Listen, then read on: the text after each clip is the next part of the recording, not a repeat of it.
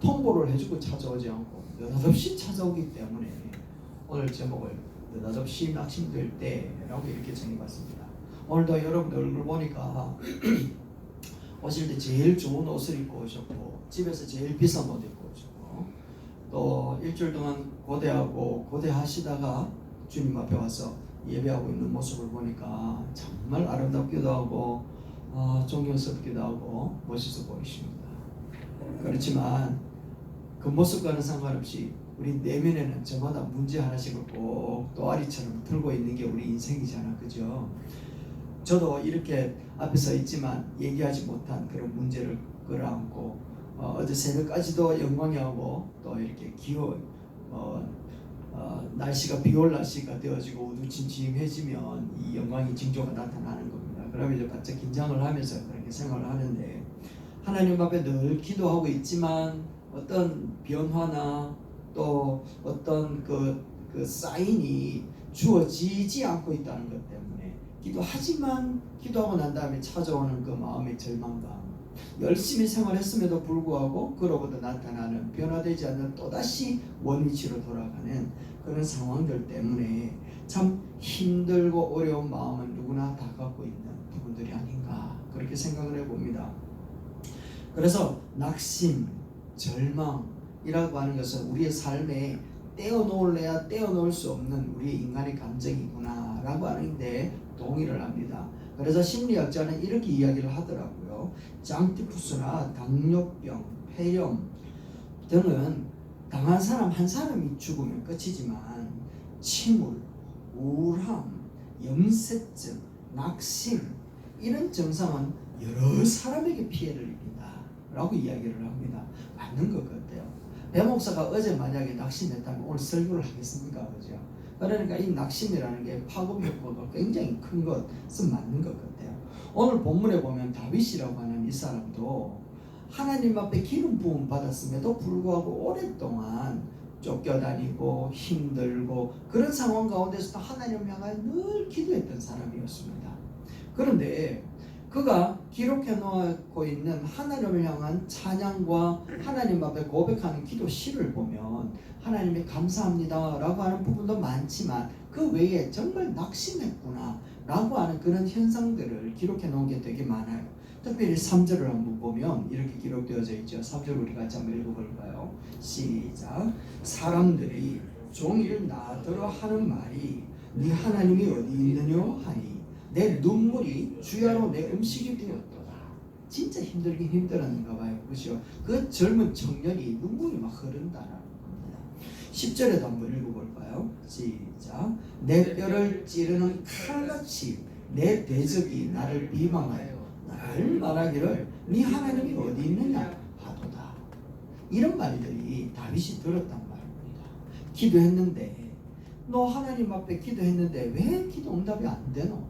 네 하나님 앞에 그렇게 많이 섬겼는데 나타나는 결과는 이게 뭐고 하나님 있기는 있나? 네 보니까 하나님이 진짜 널 사랑하는지 의심스럽다 라고 하는 말이 늘 들려지지 않았겠냐라는 거야. 그러니까 자기 앞에 나타나는 어려운 문제들은 힘을 꽉 내고 이겨내면 되는데 신뢰하고 붙들고 있는 하나님에 대하여서 막 의심이 생기도록 낙심이 생기도록 그렇게 막 비방하는 소리를 들으면 우리가 어떻게 증명할 수 있는 방법이 없잖아요. 뭐라고 그게 아니라고 우리가 반론을 깨할 수 있는 그런 말들이 없다라는 겁니다. 그러니까 다가오는 일은 무엇인가 하면 정말 맞네 라고 하는 마음의 긍정과 마음의 동의가 일어나 버린다라는 겁니다. 그래서 다윗은 오늘 본문 말씀에도 보면 낙심, 낭망이라는 말이 3번씩이나 기록되어져 있다라는 엄청나게 많이 기록되어져 있어요. 그래서 낙심이라고 하는 것은 솔직히 보면 편안할 때 이 낙심이라고 하는 게 안 찾아오면 좋겠는데 가장 강력한 데미지를 입힐 때가 언젠가 하면 이제 좀 살만하다 싶을 때 찾아오는 낙심이 있더라는 겁니다. 장래의 빛이 정말 장밋빛처럼 밝게 빛나는 그 순간에 느닷없이 찾아오는 게 바로 낙심이라는 겁니다. 희망이 잔뜩 부풀어 있는데 갑자기 찾아오는 거, 이게 바로 낙심이고 낭망이라는 겁니다. 자, 그럴 때 우리 크리스천들은 어떻게 이런 상황들을 극복하여 이겨낼 수 있을까 하는 것이 성경에서 기록해 놓고 있는데, 정말 이것은 믿음 없는 사람들, 하나님 없는 사람들은 감당하기가 어려운 부분들이고, 하나님이 있고 믿음을 가진 사람이 반드시 취해야 되는 그런 마음의 자세라는 겁니다. 첫 번째가 무엇인가 하면 5절에 나와 있는 겁니다. 큰 거 한번 읽어봅시다. 시작. 환경보다 크신 하나님을 바라볼 때 낙심을 이길 수 있습니다. 맞습니다. 하나님을 바라봐야 됩니다. 이것만큼 중요한 게 없어요. 우리는 환경을 바라보고 문제를 바라보고 상황을 바라보면 하나님이 점점 쪼그라듭니다. 쪼그라들어요. 목사라고 해서 그런 일이 안 일어나면 정말 좋겠는데 그게 그렇지 않더라는 겁니다. 정말 어려운 상황이 그런 부분이라는 것이죠. 그래서 그렇다고 해가지고 내가 지금 환경을 확 찾아보면 하나님이 커지는가? 아니라 이거는 나의 선택에 달렸고 나의 결정에 달렸습니다. 그래서 우리는 그 문제를 바라볼 것이냐, 아니면 그 문제의 너머에 계시는, 함께 동행하고 계시는 하나님을 바라볼 것이냐, 여기에 우리의 믿음의 선택이 달려있다는 것이죠. 사울이 초대의 왕이 되었을 때 블레셋하고 전투가 벌어졌습니다. 사무엘이라고 하는 그 선지자가 일주일 후에 내가 갈 테니까 당신은 그 군사들하고 같이 가만히 계십시오라고 얘기했어요. 그런데 전쟁이 벌어지고 블레셋은 점점 강력하게 공격해 오는데 백성들은 하나같이 우리가 졌다, 큰일 났다, 도망가자 라고 하면서 뿔뿔이 흩어지는 상황이 있습니다. 이제 절체절명 풍전등화 같은 상황이 벌어지니까 사울 왕이 할 수 있었던 방법이 무엇인가 하면 하나님 앞에 예배하자 라고 하면서 사무엘로부터 주어졌던 그 말씀을 어기고는 자기가 하나님 앞에 기도를 하기 시작을 하는 겁니다. 기도하는 게 왜 나빴겠습니까? 그런데 중요한 건 뭐가 잘못됐는가 하면 하나님의 말씀에 순종하지 않는 기도였다는 겁니다. 하나님의 말씀과 뜻과 상관없이 예수의 이름으로 행하는 모든 이런 불법이다. 그래서 하나님 앞에 번제를 확 드리고 난 바로 그 순간에 누가 찾아오는가 하면 사무엘이라고 하는 선지자가 찾아옵니다. 그래서 하는 말이, 왕이지요, 어찌하여 하나님을 믿지 못했습니까? 어찌하여 이렇게 하였습니까? 라고 책망하는 것을 보게 됩니다. 그런 상황 가운데 블레셋과의 전쟁에서 사울이 승리를 했지만 하나님 앞에 책망을 받는 원인이 되거든요. 사울은 환경을 바라보면서 자기가 취할 수 있는 신앙의 고백은 다 한 부분들이었기 때문에 인간적인 모습을 보면 잘했다라는 생각이 들지만 하나님의 입장에 있었으면 조금만 더 참았으면 됐을 텐데 라는 거였어요. 조금만 더 견뎠더라면 좋았을 텐데 라는 것이었단 말이죠. 하나님은요, 죽은 자도 살려내실 뿐만 아니라 모든 것을 깡그리 잃어버렸다 할지라도 그 사이에 다시 한번 더 회복해 하시는 분이 바로 하나님이시라는 거죠. 할렐루야. 그 하나님 앞에 순종하느냐 안 하느냐는 절체절명의 환경 앞에 놓였을 때 드러난다라는 겁니다. 그래서 우리에게 가장 필요한 것은 무엇인가 하면 그런 어려운 상황 가운데서도 하나님을 바라볼 수 있느냐 없느냐 라고 하는 것을 우리 묻고 있다는 것입니다. 어느 작곡가의 이야기인데, 이 사람은요, 하나님의 은혜로 카나다에 갈 수 있는 마음이 주어졌어요. 카나다 가야지. 카나다 가서 작곡도 하고 천지자연의 하나님의 능력을 찬양하는 것을 하겠다라는 그런 마음을 품었습니다. 그런데 마음을 품자 하나님께서 은혜를 베푸셔서 캐나다에 갈 수 있는 영주권을 얻을 수 있는 기회가 주어진 겁니다. 그래서 영어로 인터뷰도 하지 않았음에도 불구하고 영주권을 얻게 되어진 거죠. 하나님의 은혜다, 하나님의 뜻이 맞네, 이래 되어진 거예요. 그리고 난 다음에 이제 이민 갈 준비를 하는데 집도 팔고 차도 팔고 냉장고 집기를 다 팔았습니다. 그런데요, 생각보다 이민을 준비를 다 했는데 문제가 생겼습니다. 그래서 부랴부랴 동생의 집에 가가지고 이렇게 그 콜이 들어올 때까지 기다리기 시작하는데 하루 이틀, 한 달, 두 달, 1년이 지나도 연락이 들어와도 된다라고 하는 허락이 안 떨어지는 겁니다. 그러니까 시간이 가면 갈수록 하나님의 뜻이 맞았는지, 그게 진짜 내가 착각한 것은 아닌지 절망 가운데서 예배를 드린데도 불구하고 마음에 기쁨이 없는 거야. 마음이 하나님을 향하여 집중하기보다는 되어지지 않는 이 일들 때문에 마음이 너무 낙심되어 가지고 동생한테도 미안하고 하나님의 뜻에 대해서도 의심이 생기게 되어지고 그의 삶이 하나님 앞에 모든 것이 다 무너져 가고 있는 바로 그 순간이었습니다. 그렇게 희망도 없이 멍 때리고 있는 그 상황 가운데에 우리 이제 커튼처럼 요 커튼 사이로 빛이 쫙 들어오는 것을 본 거예요. 그러면서 이렇게 고백합니다.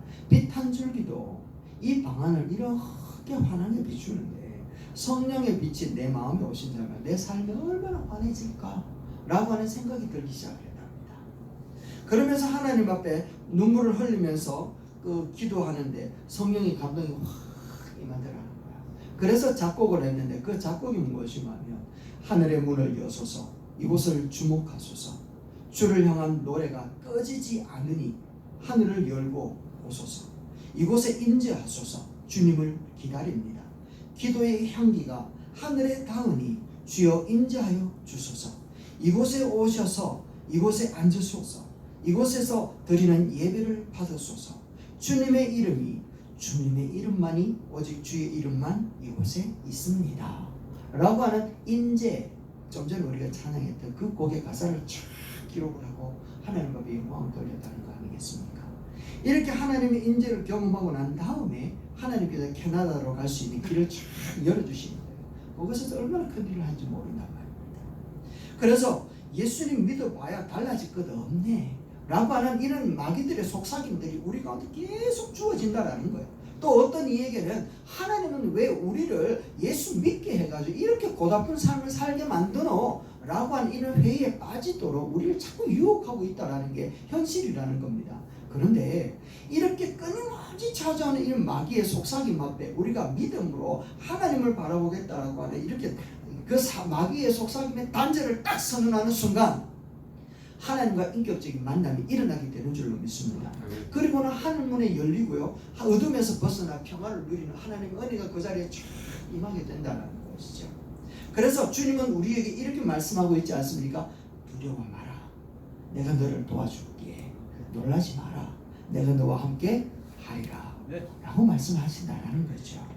그래서 우리 모두 하나님의 임재를 경험할 수 있고 오직 예수 그리스도를 바라볼 때 그로부터 주어지는 참된 평강이 낙심이라고 하는 부분들 물리치고 이기게 할 줄로 믿습니다. 네. 아멘. 그래서 낙심, 마음으로부터 주어지는 이 변화되어진 감정은 나로부터 변화시킬 수 있는 힘이 없다라는 겁니다.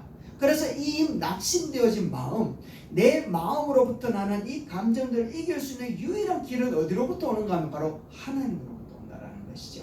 그래서 하나님만 바라볼 수 있는 저와 여러분 되시기를 주의 이름으로 축원합니다. 네. 아멘. 두 번째는 다윗은 느닷없이 찾아오는 이 낙심 앞에 그가 견딜 수 있었던 일은 어디에 있었는가 하면 내나 5절 말씀인데요. 큰 이 글자 한번 읽어봅시다. 2번. 자, 두 번째는요. 하나님께 소망을 두어야 됩니다. 5절 한번 읽어봅시다. 시작. 내 영혼아 네가 어찌하여 낙심하며 어찌하여 내 속에서 불안해하는가? 너는 하나님께 소망을 두라. 그가 나타나 도우심으로 말미암아 내가 여전히 찬송하리로다. 우리 같이 한번 읽어봅시다. 시작. 내 영혼아 네가 어찌하여 낙심하며 어찌하여 내 속에서 불안해하는가? 너는 하나님께 소망을 두라. 그가 나타나 도우심으로 말미암아 내가 여전히 찬송하리로다. 아멘. 다윗의 신앙이 참 부럽지 않습니까, 여러분? 낙심하여 있는 상황 가운데 그가 고백합니다. 내 영혼아 여호와를 찬송해라. 찬송해라 얘기를 합니다. 왜냐하면 하나님께서 도우심으로 나타나서 내가 여전히 찬송하게끔 하실 것이기 때문이라고 고백하는 겁니다. 이게 다윗의 위대함이라는 것이죠. 그러면 낙심에서 극복하고 난 다음에 이 낙심이 물러가고 내 마음에 참 평강이 찾아왔을 때 너 뭐 할래? 라고 물어보니까 다윗은요 답이 한 가지입니다. 여호와를 여전히 찬송하겠습니다 라고 얘기를 하고 있단 말이죠. 믿음이라는 것이 무엇입니까, 여러분? 믿음이라고 하는 것은 우리가 잘 아는 것처럼 히브리서 11장 6절 말씀에 나와 있는 것처럼 믿음이라고 하는 것은 그가 계시는 것입니다. 좀 그가 계신다는 사실 믿어. 여러분 그가 계신다는 사실 믿으십니까? 네. 예, 하나님은 계시고 이거는 내가 믿고 안 믿고의 차원을 뛰어넘어서 그분은 계시는 거예요. 내가 안 믿기 때문에 그분이 안 계시는 게 아니고 내가 믿기 때문에 믿는다고 해서 없는 분이 계시는 것도 아니고 여전히 그분은 계시는 분이시더라는 겁니다. 그리고 두 번째는 뭔가 하면 그가 자기를 찾는 자에게 상을 주시는 분이라는 것도 믿어야 된다는 겁니다. 할렐루야. 그래서 그분에게 소망을 두는 자에게는 하나님은 반드시 그 자기를 찾는 자들에게 상으로 보상해 주시는 그런 하나님이라는 거. 하나님이 좀 알았으면 좋겠다 이 얘기를 하는 거예요. 우리가 죄인 되었을 때에 하나님께서 당신이 우리를 얼마나 사랑하는지 알려주시기 위하여 예수님을 십자가에 못 박아 죽여버리셨거든요. 그렇게 우리를 사랑하시는 분이 자기 아들과 함께 우리에게 모든 것을 더하여 주지 않겠느냐, 어찌 아까워서 하나라도 남겨놓고 주겠느냐 라고 말씀을 하고 계시지 않습니까? 하나님은 자기에게 소망을 두는 자에게 반드시 역사하시는 줄로 믿습니다. 네. 아멘. 1980년도 3월이었습니다. 프랑스의 한 병원에 세계적인 지성인이라고 하는 사람이 입원을 했습니다. 그런데 그분이 병원에 입원한 지 한 달 만에 미쳐서 죽어버렸다.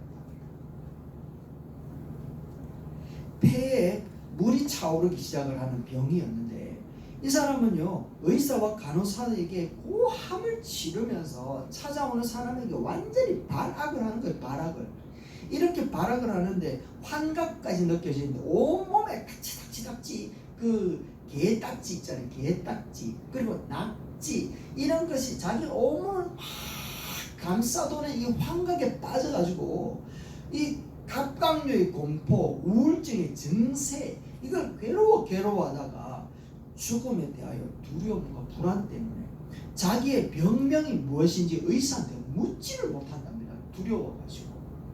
뿐만 아니라 아내도 남편의 죽음에 대해 가지고 두려워하기 때문에 자기 남편의 병명을 이야기를 해주지 못했대요. 그렇게 소리 지르고 발악을 하다가 괴로워하면서 그의 병상에서 한 달 만에 죽음을 맞지 않았는데 이 사람이 누군가 하면 바로 무신론자였으며 철학자인 실존주의 철학자의 대가였던 샤르트르라고 하는 사람이었습니다.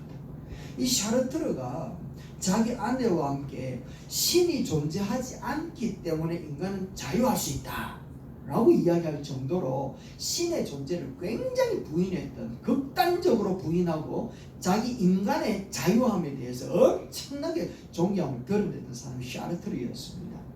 그런데 그가 인생의 마지막을 이렇게 비참하게 죽어가는 상황 가운데에 기자는 이렇게 글을 썼습니다. 죽음으로부터의 자유를 그렇게 외쳤던 그의 마지막이 이렇게 비참했던 이유가 무엇인가? 이렇게 비참한 이유가 무엇이었는가? 최고의 지성인이었던 샤르트르가 왜 이렇게 처참하게 죽을 수밖에 없었는가? 라고 물었는데 한 독실한 그 신문 그 독자가 이렇게 적습니다. 샤르트르는 말로가 그렇게 비참했던 이유는 샤르트르에게 돌아갈 고향이 없었기 때문이었다 라고 얘기합니다. 돌아갈 고향이 없었기 때문이었다. 히브리서 11장 16절 말씀에 우리에게는 분명히 이렇게 이야기를 합니다.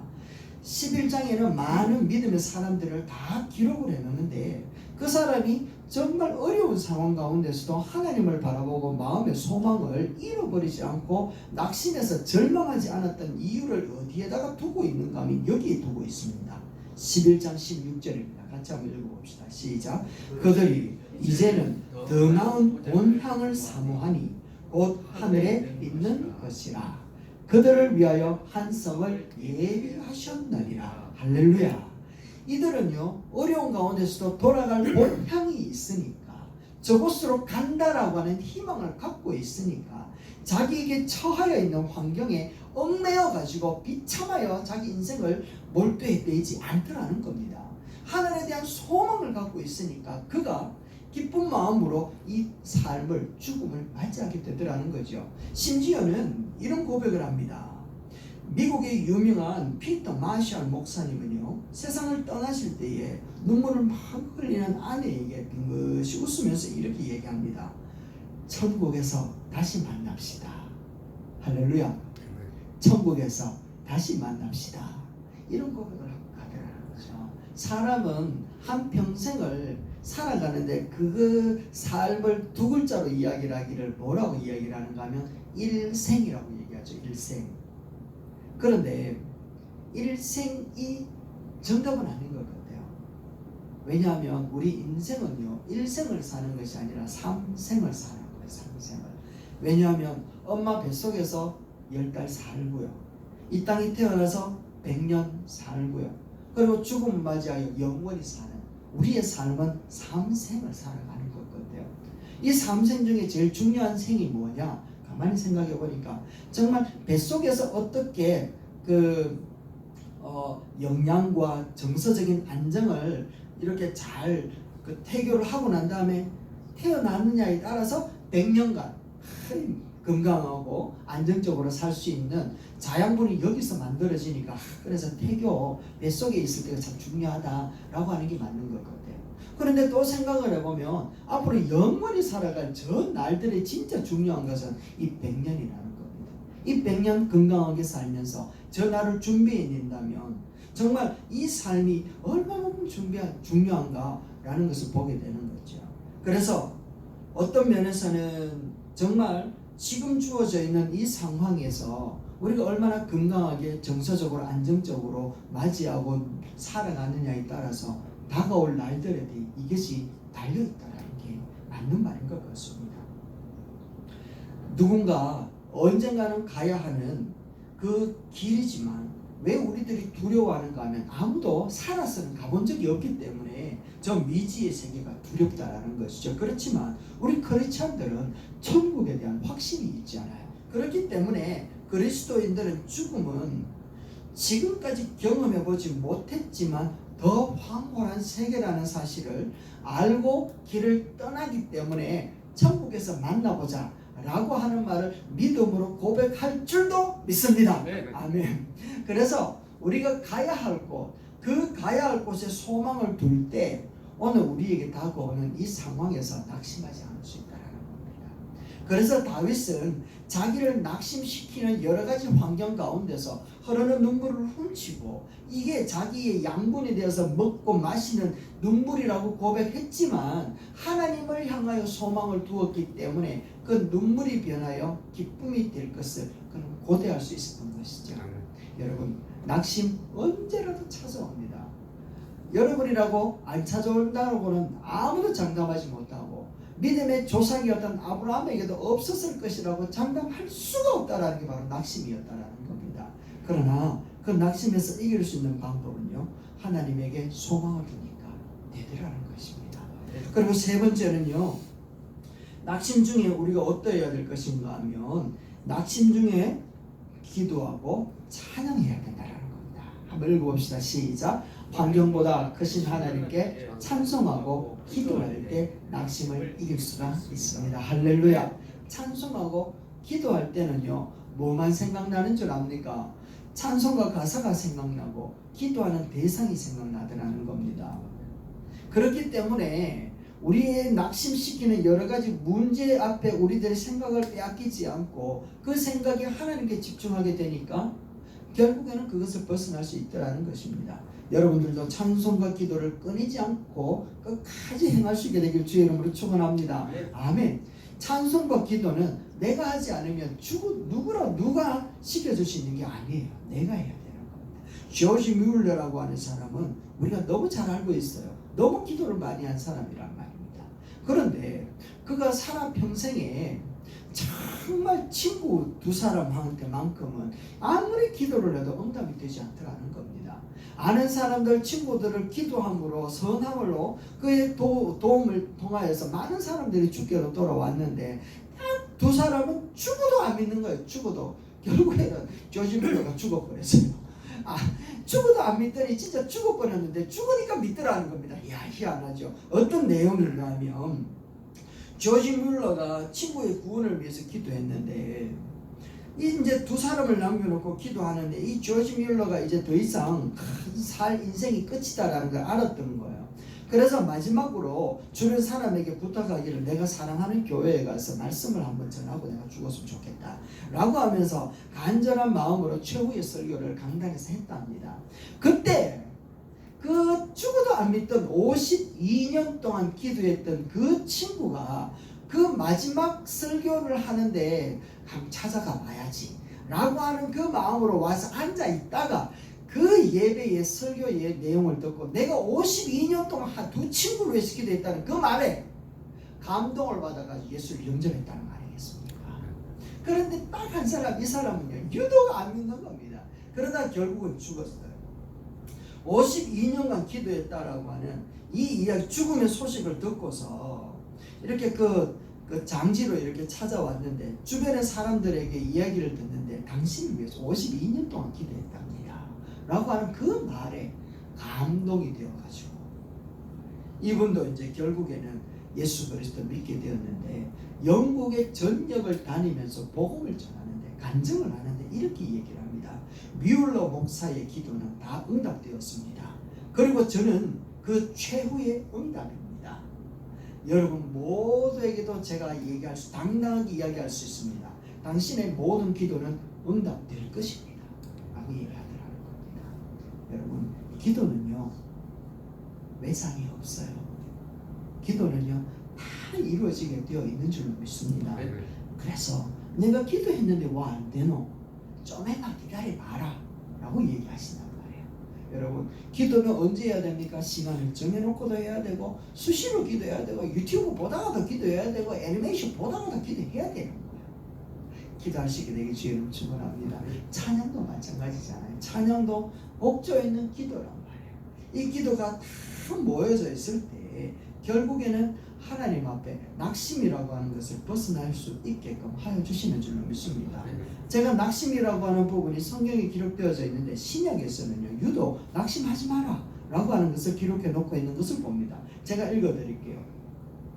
우리가 사방으로 우겨섬을 당하여도 쌓이지 아니하며 답답한 일을 당하여도 낙심하지 아니하며 우리가 낙심하지 아니하노니 우리의 겉사람은 낡아지나 우리의 속사람은 날로 새로워지나라. 그러나 낙심한 자들을 위로하시는 하나님이 우리를 위하여 위로하셨으니 우리가 선을 행하되 낙심하지 말지니 포기하지 아니하면 때가 이름에 거두리라. 아멘. 선을 행하다가 낙심하지 말지니 피곤하지 아니하면 때가 이름에 거두리라 라고 얘기합니다. 여러분 기도하다가 일어나는 상황 때문에 포기하지 마십시다. 찬양하다가 나타나는 현상 앞에 포기하지 말란 말이죠. 왜냐하면 때가 이름에 거두는 역사가 우리에게 남아있기 때문에 그래요. 네. 말씀을 정리합니다. 우리가 낙심스러운 일들을 만날 때 느닷없이 찾아올 때가 많이 있어요. 이거는 기본 문제이기 때문에 그래요. 그럴 때 우리는 어떻게 이런 상황을 극복하여 이겨낼 수 있는가? 다윗은 우리에게 좋은 모범을 보여주고 있습니다. 첫 번째는요, 하나님만 바라봐라. 하나님의 그 힘을 바라봐라. 그리고 소망을 하나님께 두어라. 그리고 마지막으로는 찬양하고 기도해라. 결국에는 하나님의 때가 되어 이루어지므로 우리가 지금 찬양하는 것을 다 이루어지고 난 다음에도 찬양하게끔 하나님이 만들 것이다 라고 얘기를 합니다. 아무쪼록 어떤 어려운 가운데서도 하나님을 향하여 소망을 둠으로 다 이겨내므로 우리 함께 하나님을 찬양하는 그 날을 맞이할 수 있게 되기를 주의 이름으로 축원합니다. 네. 기도하겠습니다.